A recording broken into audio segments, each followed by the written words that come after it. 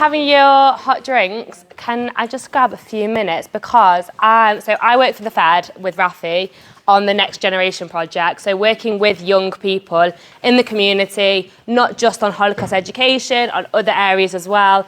And I firstly want to say how amazing it is to have so many young people in a room wanting to think about the future education of the Holocaust and wanting to listen to survivors and wanting to make a real change. That's really gives like hope to people like Ike to have the next generation thinking about it. So we've actually I know that you were part of the ambassador program and you're doing your own thing for Holocaust education within the school. Just out of curiosity, like what kind of things do you do in lessons? Like what is your role as ambassadors? Anyone throw your hands up? Yeah, go for it. I think it's year 8. They have a whole day revolving around the Holocaust, learning about survivors and how they can use their voice, and they have a subject each year when they do it. And do you lead on that day? Yeah, they get the ambassadors, 2 in each classroom to help out with the teachers and to teach their own part about survivors. Amazing. So how did you guys come on board for that? Like, what made you interested to do that?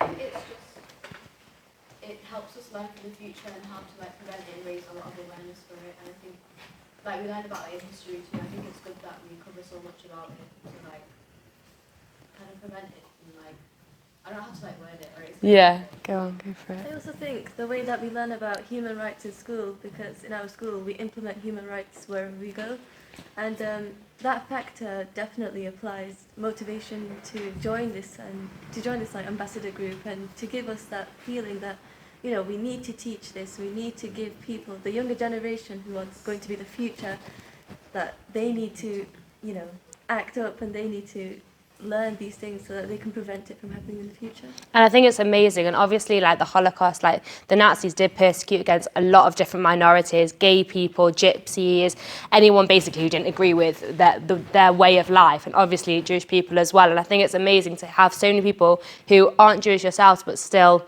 feeling that power and that hope for the future to want to educate others. So basically what I've done at the Fed is create a project called the Guardian Project, where essentially it's kind of similar to what you're doing. It's essentially taking that information, learning about it, and empowering yourselves to teach future generations. That's the idea. So the programme is basically, it's more for year 12, so we're impacting it in that way.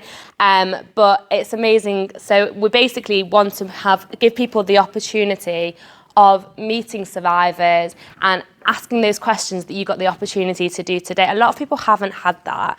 And it's incredible that your school have sort of gone so deep into the education. But the fact that you're, what, year 11? Year 10?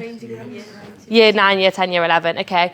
And you're already wanting to implement that education in younger people is incredible. So what we've got is, like Ike said, his whole life story.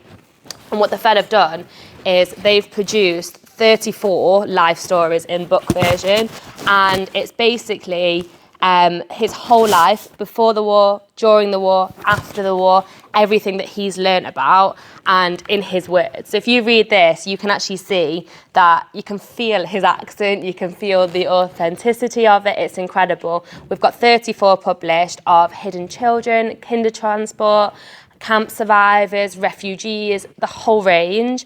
And it would be amazing, this is definitely a conversation, but if as part of your ambassador program to implement these as part of your education system into the lessons, we've got lesson plans in other schools where this is a first-hand testimony document. It's real living history in a book form, and they're absolutely incredible with photos, the whole documentation of his whole life. And it's incredible to learn from that. And I think the view is although that you guys aren't year 12, when you go off in the future, to learn about it yourselves now, take it wherever you go. Take it to workplace, take it to universities, take it to your family, become the guardians of these stories, read these books, get in contact with us, borrow these books, read them, learn about them, learn as much as you can so that when you get asked questions in the future, you're really equipped to protect these stories and spread them as far and wide and basically prevent anything happening in the future. So thank you for being the next generation, and thank you for giving everyone, including all our survivors, the hope that the Holocaust will never happen again.